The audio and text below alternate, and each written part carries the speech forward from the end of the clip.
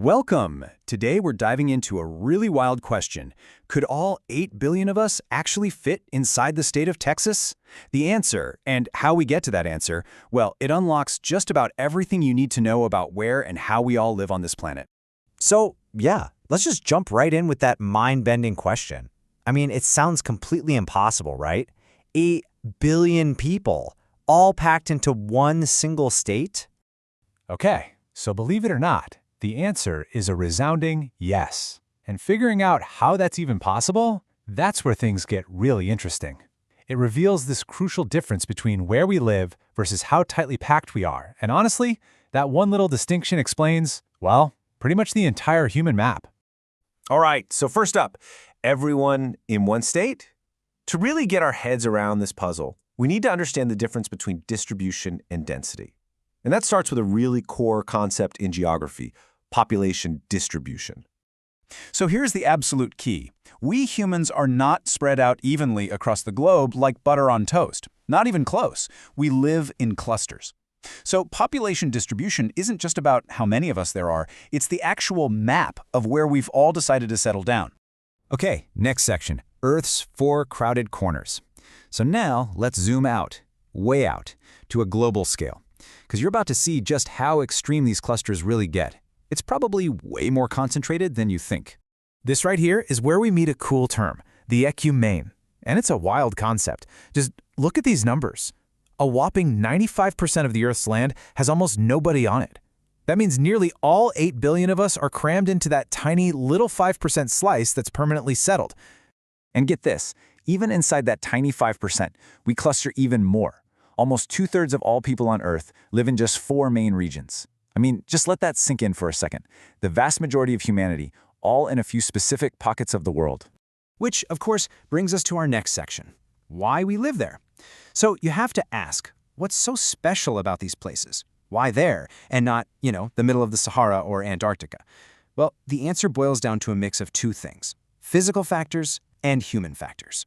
Yeah, you can basically sort all the reasons into 2 big buckets. On one side, you've got the hand we're dealt by nature, those are the physical factors, and on the other, you have the world we build for ourselves, the human factors. So, let's break them down. Okay, first up, the physical stuff. It's pretty intuitive, right? Most of us, we naturally gravitate toward places with comfortable, mild weather. We also tend to like flat land because, hey, it's easier to build on and farm. And maybe most importantly, we absolutely need access to water. And not just for drinking, but for trade, for transportation. It's vital. And then you've got the human factors, things we create. We cluster around places with job opportunities, good schools, good hospitals. And history plays a huge part. I mean, once a city like Paris or London gets going, it has this kind of momentum. It just tends to keep growing. And sometimes, politics can literally redraw the population map. Like when the Soviet government actually forced people to move to Siberia to go work on resource extraction. All right, on to section 4, measuring the human squeeze. So now that we know where we live, we can finally get back to that Texas puzzle. And to do that, we need a totally different tool, population density. This isn't about location anymore, it's all about how tightly packed in we are. So geographers actually have 3 different ways to measure density, and each one tells a really unique story.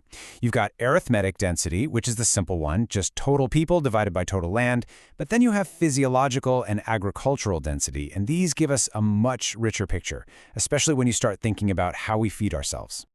So let's zoom in on those last 2 for a second. Physiological density. Think of it this way. It shows us how many people each square mile of farmland has to support. It's basically a measure of the pressure on our food supply. Then, agricultural density tells us how efficient that farming is. A low number here is usually a good sign. It means more technology, more tractors, more combines doing the work. And this is exactly why that simple arithmetic average can be so misleading. You look at a country like Taiwan, and on paper, it looks really crowded. But the reality is that most people are extremely clustered into just a few urban areas. The country isn't some flat plain of people spread out everywhere. It's more like a landscape of really dense city peaks and then vast, empty mountain valleys. Okay, final section, the power of density. Let's bring this all home and finally solve that Texas puzzle. Because as we've seen now, the answer was never about the total amount of land, it's all about density. I mean, just look at the massive difference in how even our own cities are built. New York City is more than 8 times denser than Houston, and they're both huge major American cities, right? But they use space in these radically, fundamentally different ways. And right there, that is the aha moment. It's not some kind of magic trick, it's just math. It's a function of high-density living. If you were to pack all 8 billion of us in as tightly as people live in New York City, well, you suddenly don't need all that much space. And suddenly, fitting everyone inside of Texas doesn't just seem possible, it seems completely plausible. So, what's the big takeaway from all this? It's that how we use our space matters just as much, maybe even more, than just how many of us there are. Our impact on the planet is really a story about concentration. And that leaves us with a final question for you to think about. What does the density of your own community, whether it's sprawling like Houston or packed like New York, say about how you live your life?